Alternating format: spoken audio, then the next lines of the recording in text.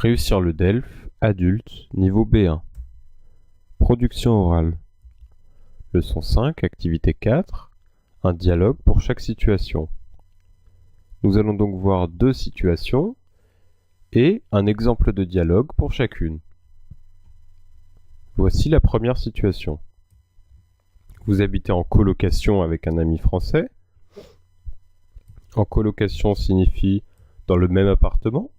Vous avez chacun une chambre, mais vous partagez la cuisine, la salle de bain. Mais votre ami ne s'occupe jamais de faire les courses ou le ménage et laisse votre appartement commun en désordre, c'est-à-dire pas rangé, sale. Vous tentez de le faire changer d'attitude au cours d'une discussion. L'examinateur joue le rôle de l'ami. La discussion commence par vous. Écoute, Michel, ça ne peut plus durer. Quoi, qu'est-ce qu'il y a? C'est moi qui fais toujours tout dans la maison, les courses, le ménage, la vaisselle, tout. Oh, tu exagères. Mais tu ne te rends pas compte? Je dois toujours ranger après toi. C'est de ta faute, tu ne me laisses pas le temps de le faire. Oh, quelle mauvaise excuse. Quand j'étais en vacances dans ma famille, tu avais un mois pour ranger et tu n'as rien fait. C'est pas vrai, j'ai passé l'aspirateur. Une seule fois en un mois? Il faut vraiment que ça change. On va fixer des règles maintenant. Des règles? Oui, tu préfères faire les courses ou la vaisselle? Ni l'un ni l'autre. Ah, il faut choisir. Bon, d'accord, je ferai la vaisselle. Attends, ce n'est pas fini.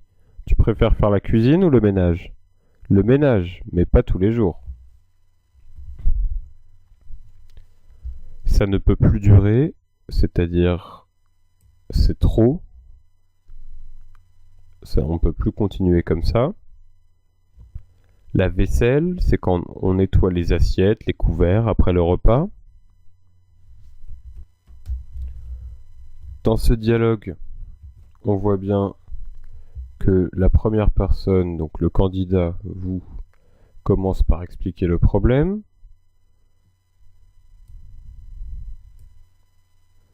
Puis, on a une réponse de l'interlocuteur de mauvaise foi. Et enfin, une solution au problème, des règles. Ici, il s'agit de trouver un compromis. Que chacun fasse une tâche et l'autre fait l'autre. Deuxième situation. Vous voulez organiser une réunion avec plusieurs collègues pour discuter d'un projet important. Vous avez du mal à trouver une date pour réunir tout le monde. Vous tentez de convaincre un collègue français que vous connaissez bien de déplacer un de ses rendez-vous pour que la réunion puisse avoir lieu. L'examinateur joue le rôle du collègue. Cela commence par vous. Dis-moi, Jacques, tu sais qu'on doit se voir avec Sarah et Malik pour parler du projet Delta? Oui, mais quand? Je suis assez occupé en ce moment. Eh bien justement, ça t'empêcherait de déplacer ton rendez-vous de mardi après-midi. C'est le seul moment où toute l'équipe pourrait se réunir. Mardi après-midi? Impossible, j'ai rendez-vous avec l'oiseau. Je sais bien, mais tu ne peux vraiment pas le déplacer? Je ne peux pas faire ça, c'est notre plus gros client. Et c'est lui qui vient nous rendre visite ici? Oui, en plus. Tu penses que vous en aurez pour combien de temps? On a prévu 1h30. Dans ce cas, on peut se réunir après ton rendez-vous avec l'oiseau. Oui, si ça ne dure pas trop longtemps. Non, je pense qu'1 heure devrait suffire. Alors, c'est d'accord? Tu nous appelles après le départ de l'oiseau? Entendu. Ici, donc, au début, le candidat explique le but de la conversation. Il voudrait faire déplacer le rendez-vous. L'examinateur s'y oppose.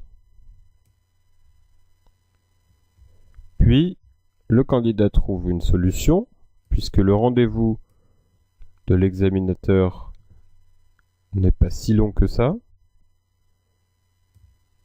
Et celui-ci accepte de se réunir après, donc. Et finalement, montre qu'il est d'accord.